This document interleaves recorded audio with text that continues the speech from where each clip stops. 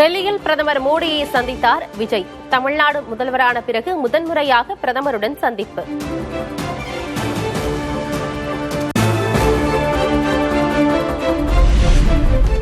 மாநில நலன் சார்ந்த 4 கோரிக்கைகள் அடங்கிய மனுவை பிரதமர் மோடியிடம் வழங்கிய முதல்வர் விஜய். அரசு நிகழ்ச்சிகளின் தொடக்கத்தில் தமிழ்தாய் வாழ்த்து பாடுவதற்கான தெளிவுரை வழங்க கோரிக்கை.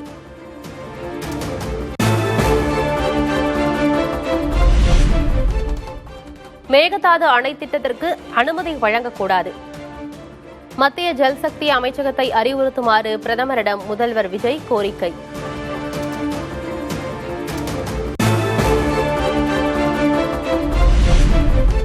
இலங்கை சிறையில் வாடும் மீனவர்களை விடுவிக்க நடவடிக்கை தேவை. வான்வெளி பாதுகாப்பு மையத்தை தமிழ்நாட்டில் அமைக்கவும் மனுவில் கோரிக்கை விடுத்த முதல்வர் விஜய்.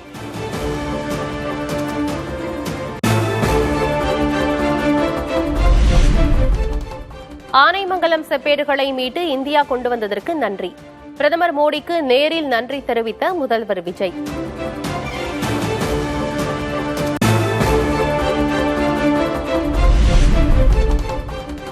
பிரதமரிடம் என்ன பேசினீர்கள் என கேள்வி எழுப்பிய செய்தியாளர்கள். பதிலளிக்காமல் சென்ற முதல்வர் விஜய். என்ன சார் சொன்னாங்க? பிஎம் சார் பிஎம் என்ன சொன்னார் சார்? பிஎம் என்ன சொன்னார் சார்? சார் பிரஸ் மீட் பண்ணுங்க சார். சார்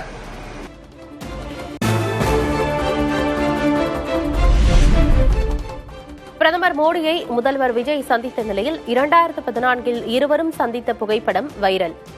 பிரதமராவதற்கு முன்பு தமிழ்நாடு வந்த மோடி விஜயை சந்தித்த புகைப்படத்தை பகிரும் நெட்டிசன்கள்.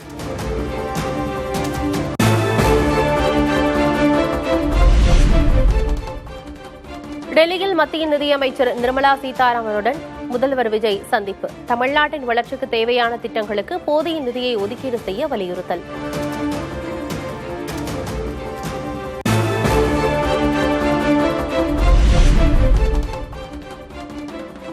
ஒசூர், கோவை, மதுரை நகரங்களில் மெட்ரோ திட்டங்களுக்கான நிதியை ஒதுக்க நிதியமைச்சரிடம் முதல்வர் விஜய் வலியுறுத்தல்.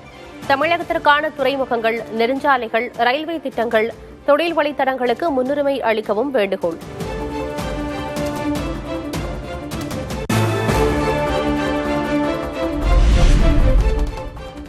டெல்லியில் உள்ள தமிழ்நாடு இல்லத்தில் முதல்வர் விஜய் ஆய்வு. கருணாநிதி ஆட்சியில் கட்டப்பட்டு ஜெயலலிதா ஆட்சியில் புதுப்பிக்கப்பட்ட கட்டடத்தை பார்வையிட்டார் விஜய்.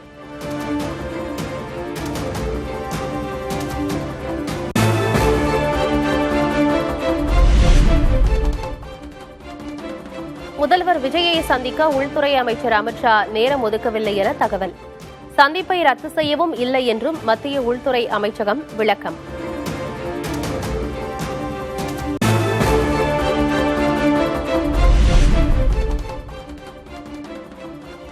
இணக்கத்துக்கு வந்த அதிமுக அணிகள்.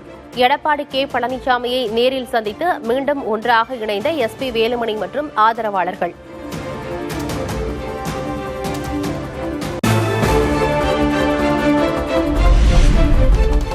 சபாநாயகரிடம் அளித்த மனுக்களை பரஸ்பரம் வாபஸ் பெற்ற பழனிசாமி, வேலுமணி அணிகள். இருதரப்பு நிர்வாகிகளும் சபாநாயகரை நேரில் சந்தித்து கடிதம் கொடுத்தனர்.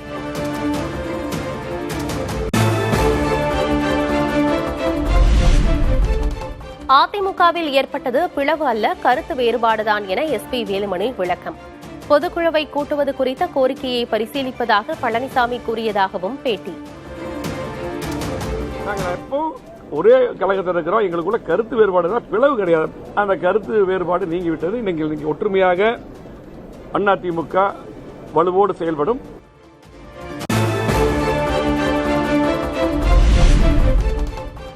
தோல்வியை ஆராய வேண்டும் என்பதே கோரிக்கை. பதவிக்கு ஒருபோதும் ஆசைப்படவில்லை என எஸ். பி. வேலுமணி விளக்கம். அதிமுக தான் தங்கள் உயிர் என்றும் உருக்கம். கட்சியை பொறுத்தளவுக்கு எங்களுக்கு இது உயிர், அதெல்லாம் மாற்று கருத்து அன்னைக்கு தான் சொன்னது.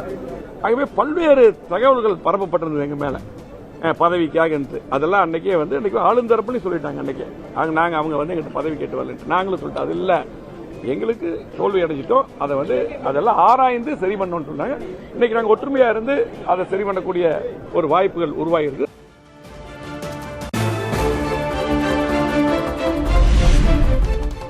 எடப்பாடி பழனிசாமியை சந்திக்காத சி. வி. சண்முகம் தனித்து விடப்படுகிறாரா? சி.வி. சண்முகம் தங்கள் பக்கம்தான் இருக்கிறார் என எஸ்பி வேலுமணி பதில். எல்லா கேள்விகளுக்கும் முற்றுப்புள்ளி என்பது நாங்கள் ஒற்றுமையா இருக்கிறோம். எங்களுக்குள்ள எந்த பிரச்சனையும் இல்லை. அதிமுக ஒன்று கூடி விட்டது. கருத்து வேறுபாடு சரி செய்யப்பட்டது. நாங்கள் ஒற்றுமையா இருக்கிறோம். சி.வி. சண்முகம் எங்களோட இருக்காரு.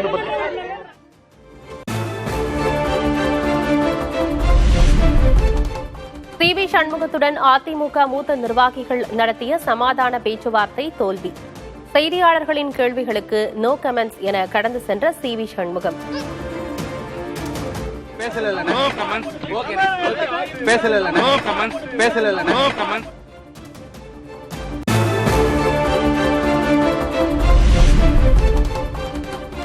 தாவேகாவுக்கு ஆதரவளித்த அதிமுக எம்எல்ஏக்கள் தகுதி நீக்கம் செய்யப்படுவார்களா?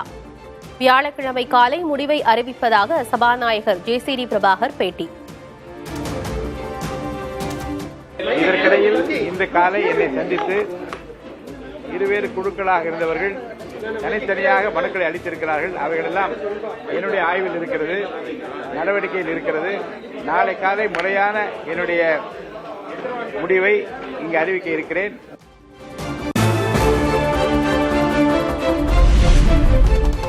திருச்சி கிழக்கையும் சேர்த்து 5 தொகுதிகளுக்கு விரைவில் இடைத்தேர்தல். தொகுதிகள் காலியாக இருப்பதாக தேர்தல் ஆணையத்திற்கு கடிதம் அனுப்பியது சட்டமன்ற செயலகம்.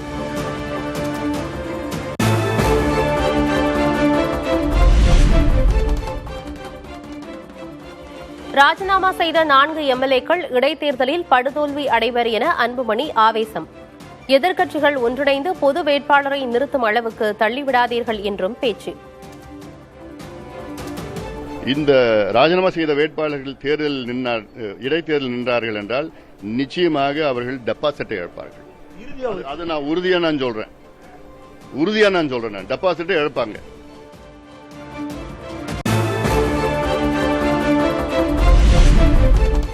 பல்கலைக்கழகங்களின் வேந்தராக முதல்வர் இருக்க வேண்டும் என்ற முந்தைய அரசின் நிலைப்பாட்டை பின்பற்ற தேவையில்லை. உயர்கல்வித்துறை அமைச்சர் விஸ்வநாதனின் கருத்தால் சர்ச்சை. எங்கள் அரசு பொறுப்பேற்ற பிறகு கொள்கை முடிவுகளை மாண்புமிகு முதலமைச்சர் அவர்கள் எடுப்பார்கள். கடந்த அரசினுடைய முறைகளை நாங்கள் பின்பற்ற வேண்டிய கட்டாயம் எங்களுக்கு கிடையாது.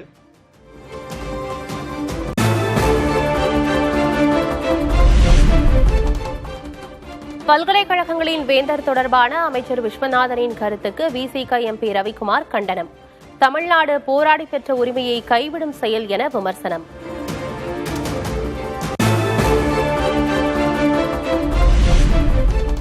தாவேக அமைச்சரவையில் இடம்பெறுவதை திமுக தலைவர் ஸ்டாலினிடம் கூற முடியவில்லை. சில முன்னாள் அமைச்சர்களிடம் மட்டுமே சொல்ல முடிந்ததாகவும் விசிக தலைவர் திருமாவளவன் தகவல். திராவிட முன்னேற்றக் கழக தலைவர் அண்ணன் ஸ்டாலின் அவர்களிடத்திலே அமைச்சரவையில் இடம்பெறப்போவதை அவருக்கு தெரிவிக்க முடியவில்லை. முன்னணி அமைச்சர்கள் ஒரு சிலரை நான் தொடர்பு கொண்டு இப்படி ஒரு நிலைப்பாட்டை நாங்கள் எடுக்கிறோம் என்று சொல்லிவிட்டு விசிக அமைச்சரவையில் இடம்பெறுகிறது என்ற அறிவிப்பை செய்தேன்.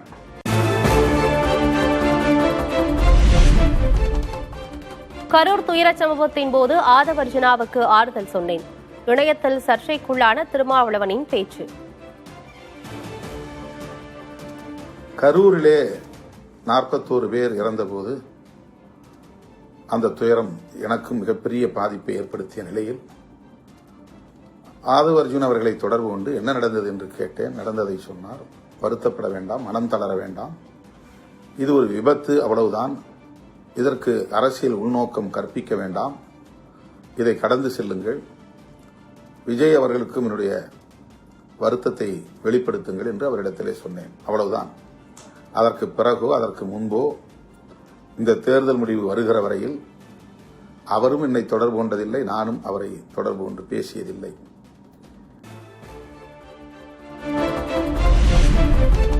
ஆர்எஸ்எஸின் பேரப்பிள்ளையாகியுள்ளது விசிக.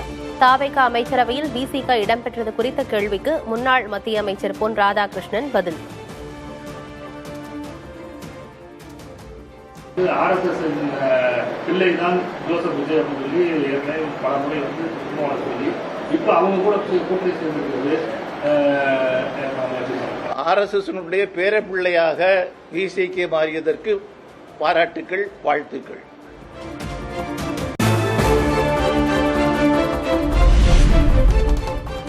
மதிய உணவு திட்டத்தில் வழங்கப்படும் முட்டைகள் குறித்து தமிழக அரசு கடுமையாக ஆய்வு நடத்த அண்ணாமலை வலியுறுத்தல்.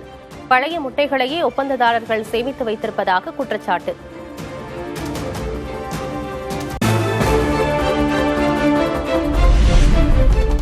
பனிரண்டு நாட்களில் 6வது முறையாக பெட்ரோல் விலை உயர்வு. லிட்டருக்கு 33 காசுகள் உயர்ந்து ₹108 20 விற்பனை.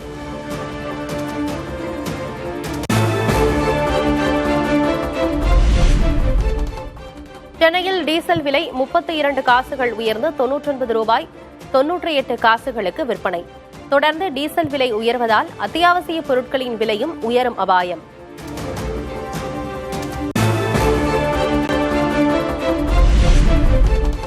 தங்கம் விலை சவரனுக்கு ₹640 குறைந்து ₹1,17,200 விற்பனை. கிராமுக்கு ₹80 குறைந்து ₹14,650 விற்பனை.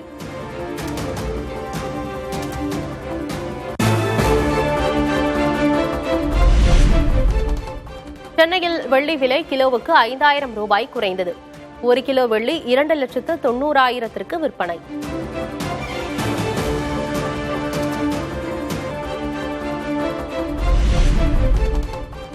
தமிழகத்தில் 9 இடங்களில் 100 டிகிரியை கடந்தது வெப்பநிலை.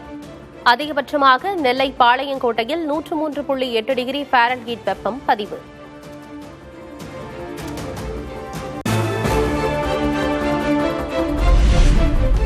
தமிழக வட மாவட்டங்களில் 2 நாட்களுக்கு வெப்ப அலை வீசும். கடலோர மாவட்டங்களில் அசௌகரியம் ஏற்படலாம் என்றும் வானிலை மையம் கணிப்பு.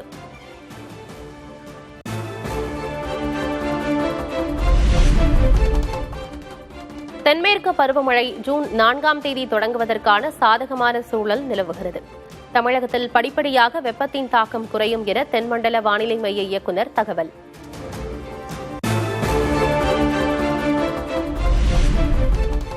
கோவை, ஈரோடு, சேலம் உள்ளிட்ட 11 மாவட்டங்களில் வியாழக்கிழமை கனமழை பெய்யும். ஜூன் 2ஆம் தேதி வரை தமிழ்நாட்டில் மழை தொடரும் என்றும் வானிலை மையம் தகவல்.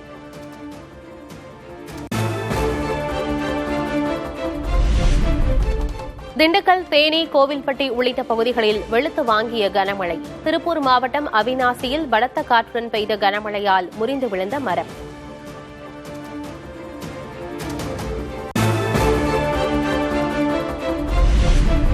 திருச்செந்தூர் முருகன் கோயிலில் 4 நாட்களுக்கு ₹100 கட்டண தரிசனம் ரத்து. வைகாசி விசாகத்தை முன்னிட்டு 31ஆம் தேதி வரை ரத்து செய்யப்படுவதாக கோயில் நிர்வாகம் அறிவிப்பு.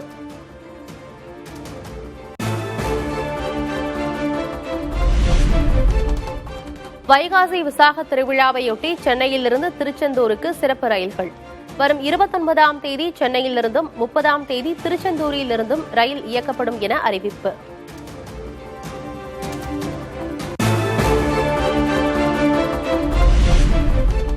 தகுதி தேர்வில் வென்றவர்களை அரசு பள்ளிகளில் இடைநிலை பட்டதாரி ஆசிரியர்களாக நியமிக்க வேண்டும். பாமக தலைவர் அன்புமணி ராமதாஸ் வலியுறுத்தல்.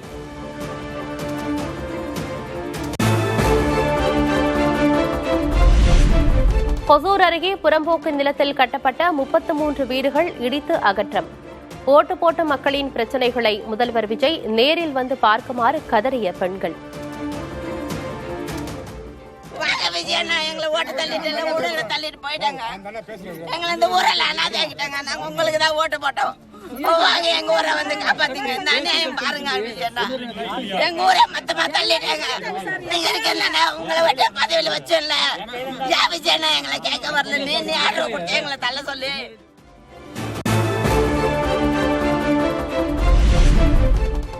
நாம் தமிழர் கட்சியின் தலைமை ஒருங்கிணைப்பாளர் சீமானுக்கு 2வதாக பிறந்துள்ள பெண் குழந்தை. மேளதாளங்கள் முழங்க தாய்மாமன் சீரெடுத்து வந்த திமுக எம்எல்ஏ அனிதா ராதாகிருஷ்ணன். தமிழகத்தின் பல பகுதிகளில் இன்றே கொண்டாடப்பட்ட பக்ரீத் பண்டிகை. சிறப்பு தொழுகைக்கு பின் வாழ்த்துக்களை பரிமாறிக்கொண்ட இஸ்லாமியர்கள்.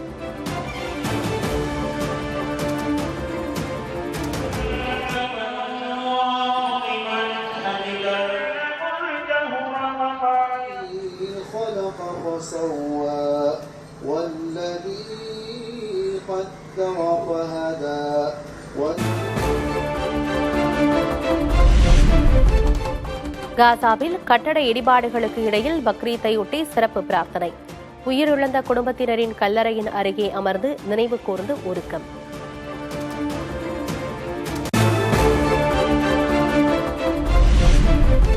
வட மாநிலங்களில் வறுத்தெடுக்கும் வெயில் எதிரொலி.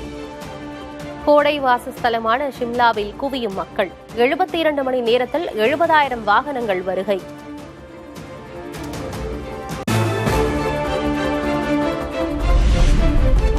நாடு முழுவதும் வெயில் அதிகரித்து வருவதால் மக்கள் பாதுகாப்புடன் இருக்க வேண்டும் என பிரதமர் மோடி அறிவுறுத்தல். வெப்ப சோர்வுக்கான அறிகுறிகளை யாரும் அலட்சியப்படுத்தக்கூடாது என்றும் எச்சரிக்கை.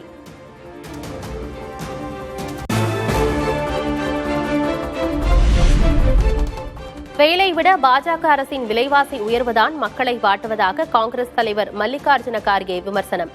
விலைவாசி நெருப்பை தாங்க முடியாமல் சாமானியர்கள் தவிப்பதாக எக்ஸ் பக்கத்தில் பதிவு.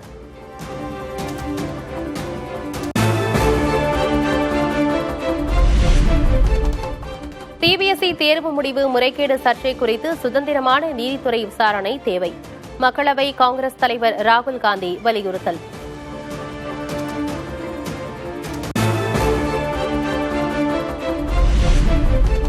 வரும் ஜூலை 1ஆம் தேதி முதல் சிபிஎஸ்இ 9ஆம் வகுப்பில் மும்மொழி கொள்கையை கட்டாயமாக்குவதை எதிர்த்து தொடரப்பட்ட வழக்கு. மத்திய அரசு சிபிஎஸ்இ என்சிஇஆர்டி பதிலளிக்க உச்சநீதிமன்றம் ஆணை.